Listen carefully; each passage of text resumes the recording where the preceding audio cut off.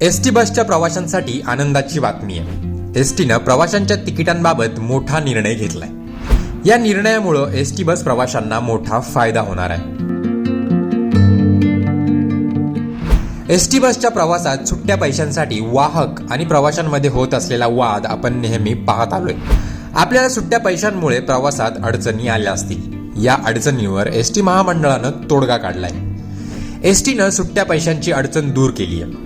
ST महामंडळानं बस ticket घेण्यासाठी online payment स्वीकार करण्यासाठी नवीन प्रणाली सुरू केली आहे। यामुळे खिशात पैसे नसलेल्या प्रवाशांनाही आता प्रवास करणं सोपं जाणार आहे।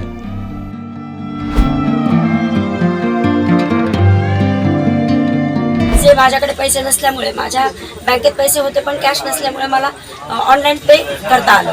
त्यामुळे प्रवास हा सुखाचा आहे असं वाटते आणि पैसे जास्त मागवायची गरज नाही, म्हणजे तो काही हे उद्भवणार नाही।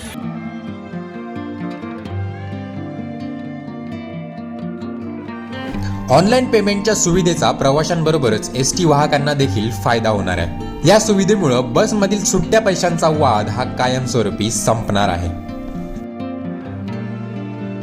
आपण महामंडळाकडून आता प्रवाशांना तिकीट जे द्यायचं आहे त्यामध्ये सुट्ट्या पैशांची जी अडचण निर्माण होते त्यासाठी आपण एक पुढचं पाऊल म्हणून UPI-द्वारे पेमेंट करण्याची पद्धत आपण अवलंबली आहे। यामध्ये प्रत्येक वाहकाच्या मशीनमध्ये जर प्रवाशांना जिथून प्रवास करायचा आहे आणि कुठपर्यंत प्रवास करायचा आहे याचं सगळं नोंद केल्यानंतर त्याचं जे भाडं येतं त्यासाठी एक QR कोड येतो।